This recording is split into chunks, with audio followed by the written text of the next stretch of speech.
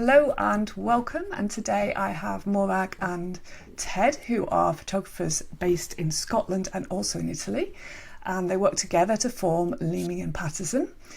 Now there's a slow and thoughtful kind of immersive feeling that I get from their work, and the idea of shooting close to home is what I'm interested in chatting about today.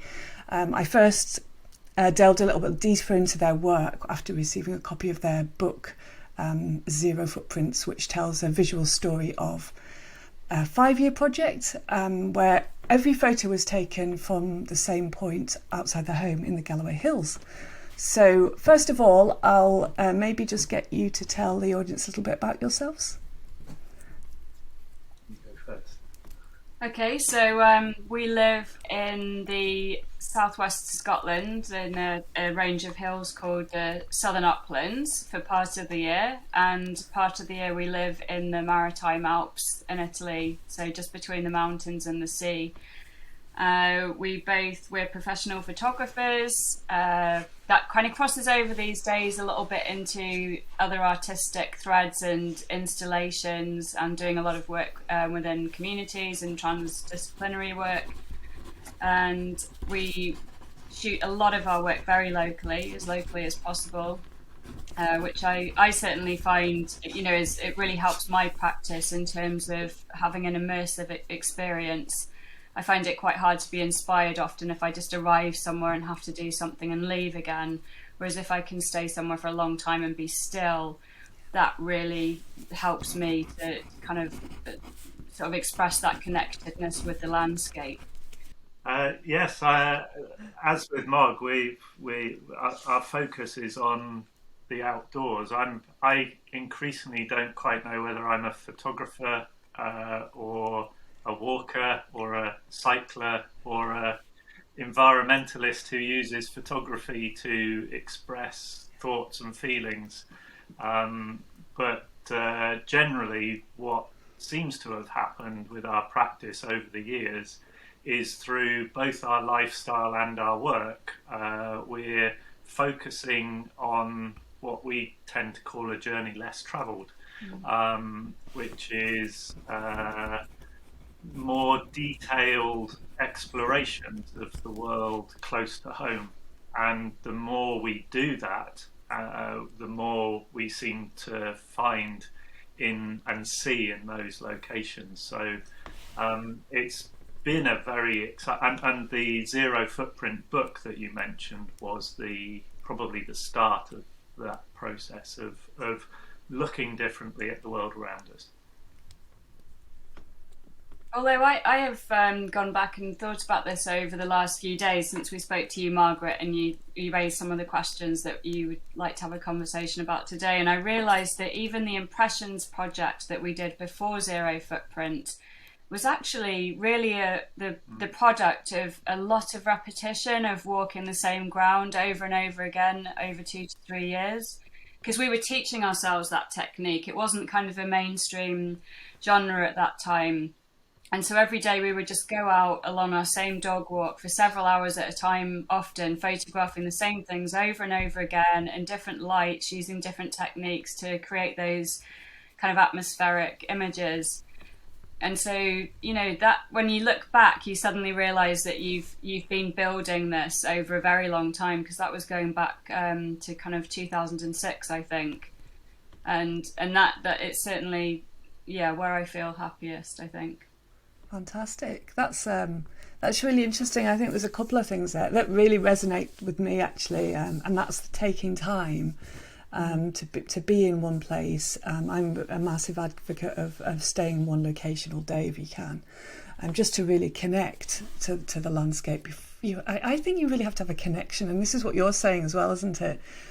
My connections are very, very strong to Scotland, although I wasn't born in Scotland. I've lived here for 26 years now. I just feel a real deep connection to not so much where I live actually, which is quite bizarre, but to the Hebrides. And I think it's those connections that make the work powerful. I probably move there someday. But what I did at home was I did a sort of 5-year project shooting Loch Ness, which is very, very close to me. And it's amazing what you unearth, isn't it? You wouldn't normally spend that much time waiting for that light, would you, in a place that, sometimes it looks a bit grey, so you really have to wait for those conditions. So can you tell me a little bit about that? Was it 5 years that you photographed this project, and were you just literally shooting from the house? And can you tell me about maybe what you were shooting with and the way you went about it? Did you just look outside and go, oh, it's beautiful, let's go? Or did you consciously sit there waiting? No, it was it actually, the project came about. We wanted to build a low energy house, and we were very fortunate to get a plot of land. It's basically some sheep grazing hillside in the Galloway Hills in the middle of nowhere, and it's 11 acres as a small holding. And we wanted to basically build a zero energy house. And it was really on the back of doing that project. We were stood on the concrete pad that was going to form the house, and looking out over the Galloway Hills. And it was like we started thinking, is there a photography project that we could theme around low impact? And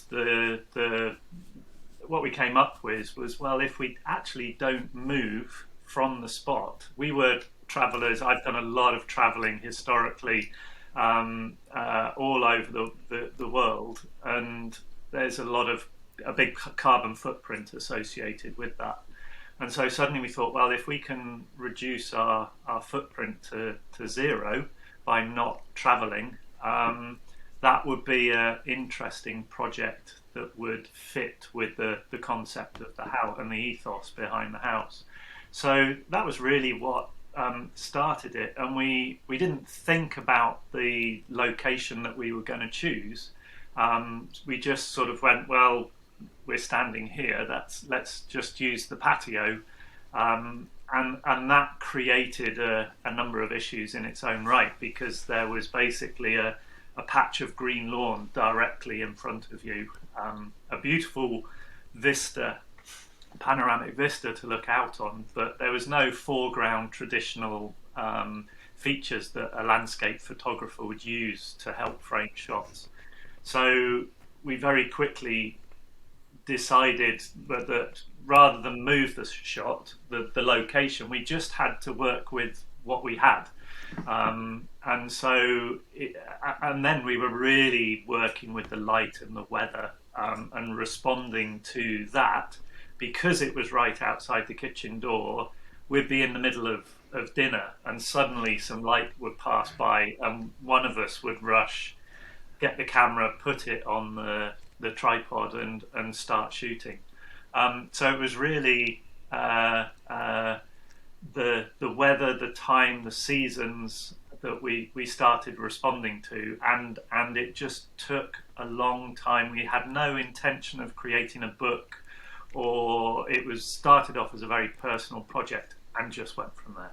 It was what was interesting, because obviously we had this one tripod set up in one position, which meant only one of us could shoot at a time. And so there were days when the light was incredible for several hours at a time, when some of those mists were moving through.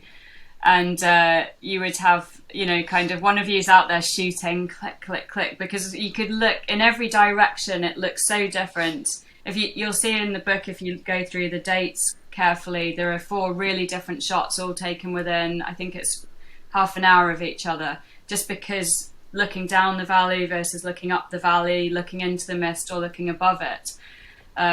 It was just, the photos were just coming, presenting themselves to you. And so one of you standing outside at your time at the tripod, and the other one's tapping on the window behind you going, come on, it's my turn. But we joint sign a lot of our work anyway to try and get past all of that kind of competition, and we found that we learn a lot quicker by sharing with each other in that way. But it was there was definitely a few times where you're a bit frustrated by having chosen just one spot. But because we've carried on as well with the project, we're still doing it. We're a bit more flexible now in the way we work. If we want to put 2 cameras there, and also because we've rewilded or assisted regeneration on the land, we've had a lot of environmental changes just ourselves here. We've got trees in front of parts of the view, so you can't actually work exactly in the same way you did before. And so we're a bit more flexible now about maybe routing it to the land or the area that we live in, as opposed to just saying one place, that we did really strictly for the first 5 years. That's really interesting. So am I right in saying that it was the initial motivation originated from the environmental low impact from the house build, rather than a conscious decision to say we're going to do a project shooting from one place? Absolutely. I think that, and that's a very, very interesting question, because I think up to that point, most of my photographic work had, and I come from what I would call a traditional photographic background. I'd read all the books that said you had to use a tripod and shoot at the golden hour, and I literally did spend a year living in a camper van, travelling around taking those sorts of shots of Scotland, which was, I got a lovely portfolio of beautiful views. And then we got involved in the impressionistic work, which became a 3-year project for the two of us. But this was really the first project where it was concept driven, rather than developing a technique or shooting a series of nice views of what we were seeing. So the images reflect something more, which was the ethos behind the work. And I think that that's something that we've probably carried on, and it's become probably the central core of all the subsequent work we've done, is based around our values as people, individuals, and that's starting to manifest itself in the types of work that we do. That is actually something that I don't know if I made some notes before this podcast, and I always research and have a look at your work and your writing. But one of the things that really, really struck me, and I think this is why I feel drawn or connected to your work, is that I believe that we all have personal values in our lives, and the way we live our lives, basically. And when you can put that into your work, when that overlaps into your work, it has this powerful sort of authenticity to it. Not many people can identify those values. If you say to people, what are your 3 core values in life? I could say mine were quiet, stillness, and kindness. Probably that would be mine just off the top of my head. You could probably say, let's try it. What are your 3 values in life? You can definitely go first this time. I was thinking you could go first. I would definitely put environment right at the top of mine, front and centre. Well, maybe we'll do one at a time. That will help me to think.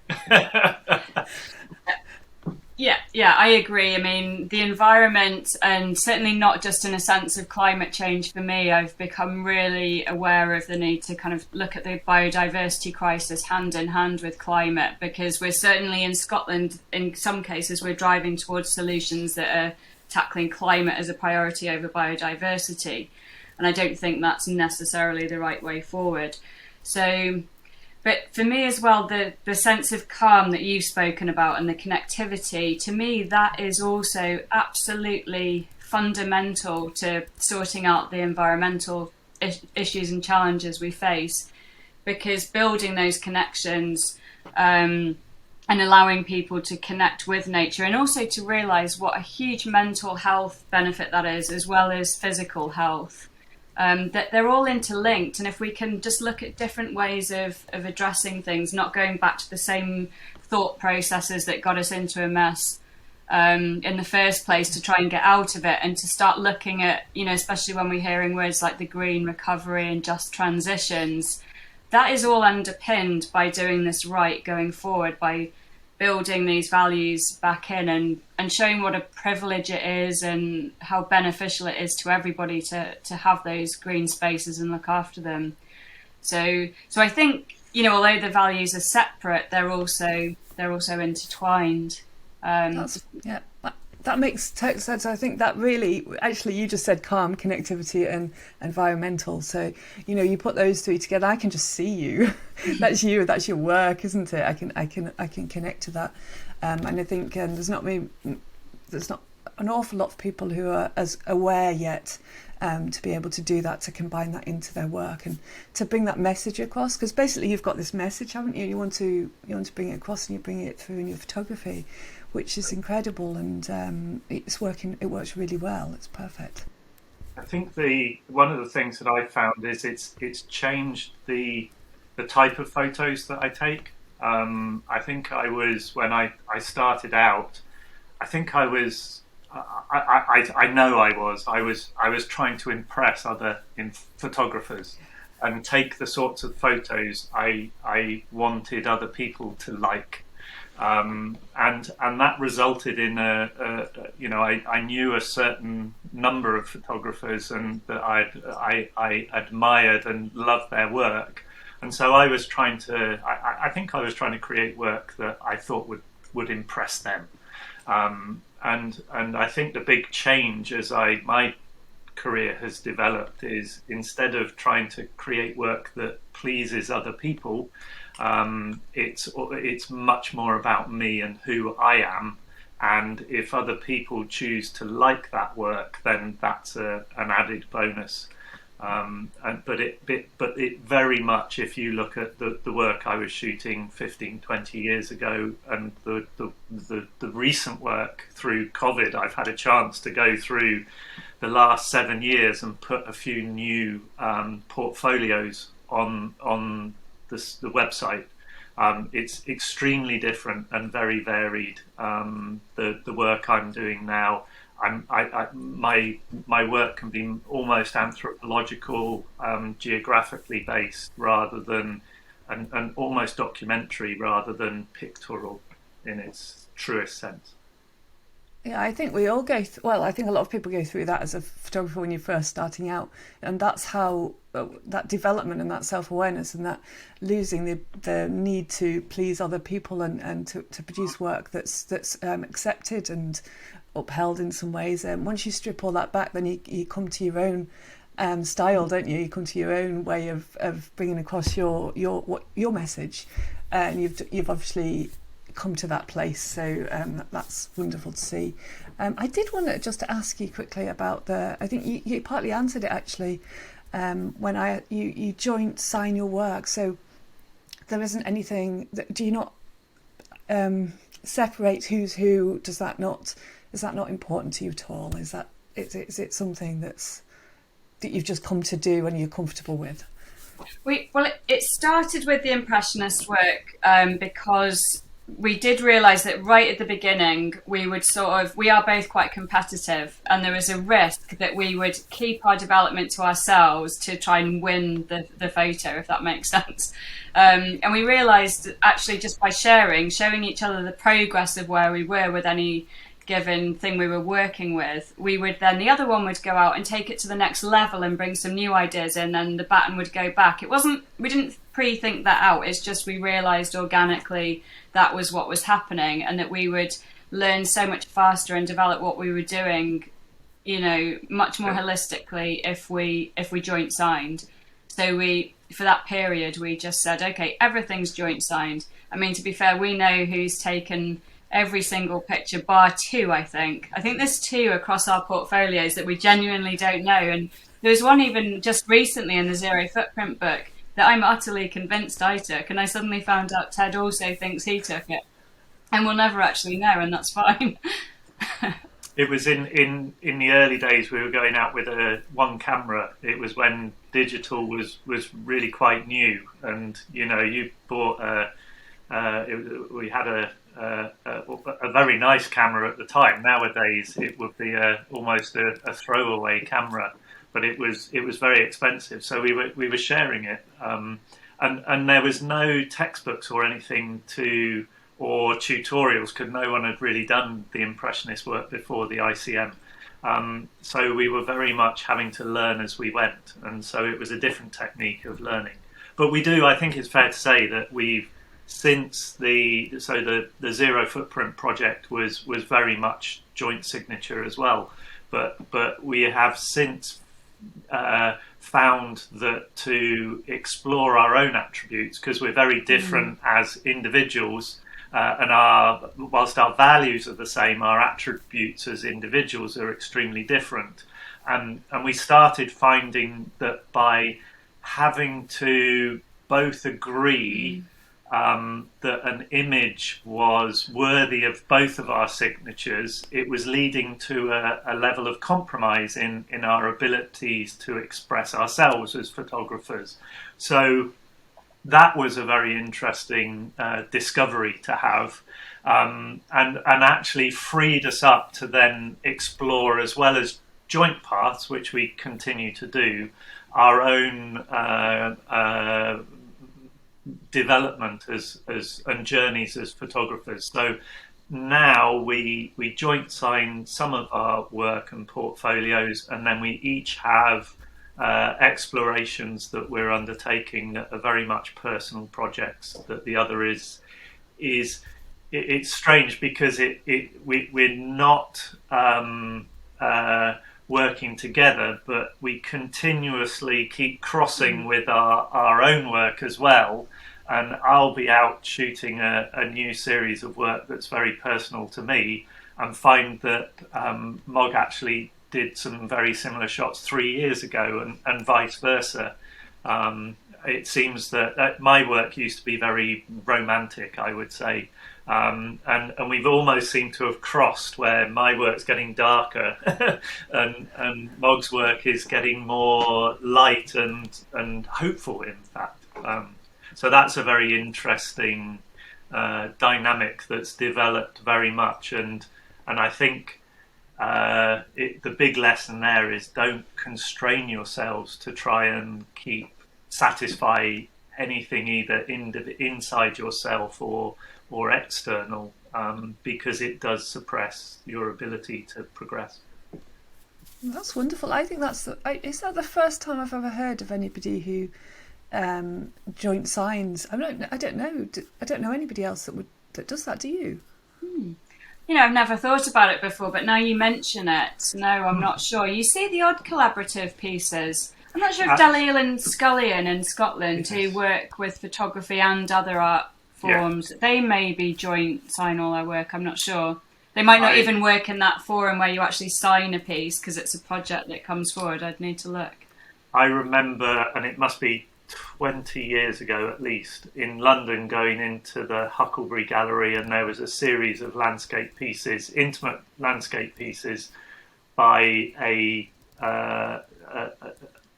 twin artists working together, a collaboration, but that was just for a single body of work. I don't know of long-term partnerships like that. Yeah. I think it's really interesting, actually, when you start to think a little bit more, if you think a little deeper about it, because it's almost it's kind of freeing and giving, and it's going against the grain of a lot of photography, where you're naturally, I suppose, you're claiming your work and you're putting your stamp on it, so that's mine. So I just really like the concept of that, and I think it's something that if we can learn off. You're saying you're learning off each other as well all the time, then I think it's really nice. It's a really interesting concept. So thank you for sharing that.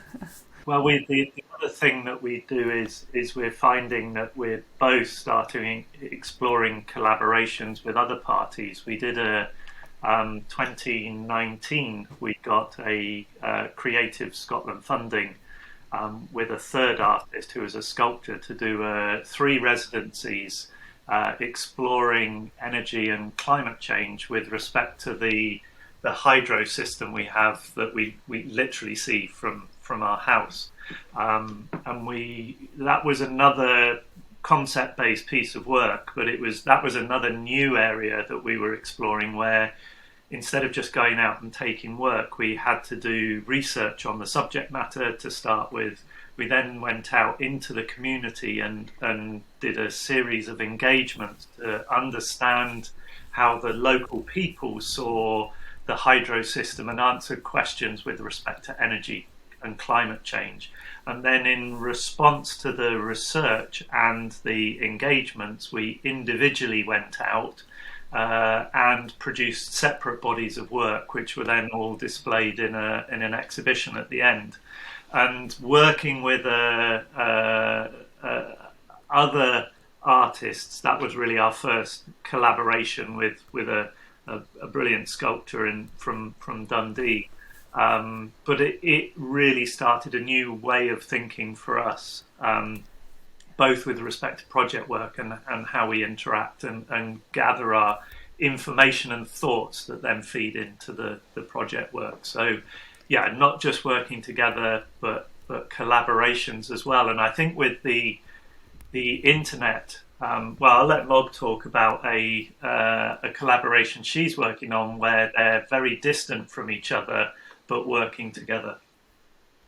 Yeah, so I've kind of lost track of how long it was. I think it started just before COVID, doing a remote residency through Arts Territory Exchange with a very talented artist, mixed media artist, photographer lassie in Alaska called Katie Craney, who I'd recommend anyone to go up and look her up and check out her work. And so this is based on the idea of the Arts Territory Exchange links artists working in remote areas and wildernesses around the world. And so having this interaction with Katie where we just talk about our own landscapes and our sense of being there, our sense of place, and sharing work on an ongoing basis that reflects and responds to each other's thoughts. And actually there as well, we've actually put some joint photographs together through blending exposures I've taken and one she's taken, and essentially making a multiple exposure. So there's also a kind of level of joint ownership to that work, and actually through mentoring and I've started doing this thing where I'm encouraging people to collaborate like that remotely, because we've always lived and had that thing of living remotely and not always having the same amount of kind of networks to tap into physically as photographers. And now suddenly everybody lives remotely because we're all working from home. And so for us, it suddenly opened up a huge world and an opportunity for collaboration that we wouldn't have had before. So encouraging other people, seeing the benefits of the collaboration we've had ourselves, and then the one I've had with Katie. I've also worked with street artists, bringing photography into mural painting and that kind of thing through local arts initiatives in Scotland. And just seeing the potential for growth and how rewarding that can be and how it can improve and enhance your practice or progress and projects is so rewarding. And I think it's something people could be exploring a lot more. That's really wonderful. As you were both talking there, I having some thoughts come up, and I think the thing that I'd picked up about you, maybe subconsciously, or I don't know where it come from, was this idea of being very open and giving. And I really, honestly and truly believe that the more that we uphold and uplift each other within the industry, that the better we can all be. And I think that works against a lot of some of the photographers who are a little bit more protective. But I think that we should we're all in this together, aren't we? And if we all shared a little bit more and helped each other a little more, then we would all rise. It's not a competition, is it? I think if you're proud of a piece of work that you've taken, you should be very happy to allow others to go and do better than you. I think I love it if someone goes to a venue that I've perhaps shot a piece of work at and comes back with something and I go, I wish I'd taken that.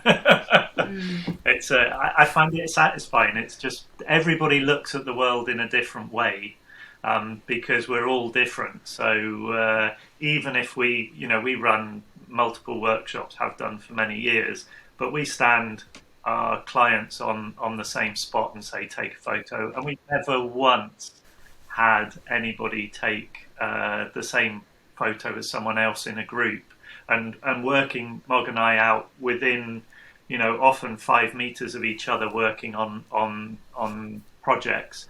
I think only once in 15 years have we shot a near identical image. So Yeah, and that is because we're absolutely right. We bring ourselves, don't we, to our work. Nobody can be you.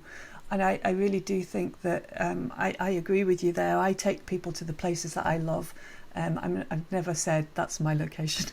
You're not coming with me. I'm not going to share that. I want to share that with other people. I want to see what they can produce. And yeah, it's that sharing, isn't it? And they will always produce something that is very, very different to me because of their life experiences and their own values and their own view of the world. So we shouldn't be so protective, I think, about the work. And I think that's maybe what I feel from this conversation. It's a really lovely viewpoint to have heard of the two of you working together and collaborating as well. I love that. I think there should be more collaborations. So anyway, can you just tell the audience maybe where they can find you? So if they want to look you up after, or where you run your workshops from, any links? Well, the website is www.leemingpaterson.com, and we're also on Twitter at Leeming Paterson, Instagram Leeming Paterson, Facebook Leeming Paterson. You see there's a thread running through that. We've also got a blog which is called Wanderings of a Photographic Duo, which is woefully in need of a new blog post. So yeah, I would say they're our kind of main contact points. We're always really happy for people to contact us by email. And we kind of do mentoring online a lot, especially now. And we love running one-to-one workshops with people, actually, in Scotland or Italy, when you can just take somebody and spend that real time with them and, really just go to a place and let them stand in a river for 3 hours, photographing just one thing. Because I think that's the thing a lot of people miss, isn't it? Is that the actual time of trying to get each shot. But we do group workshops as well. If a group gets together and says, "Oh, could you do a day with us, or a couple of days, or a week?" And then we tailor it exactly to what those people want. Yeah, I think that's perfect. Probably all our contact details. Yeah. That's great. Well, thank you so much for both joining me today. And this episode will be out in a few weeks' time, so look forward to it. And thank you so much. Thank you for having us. Much.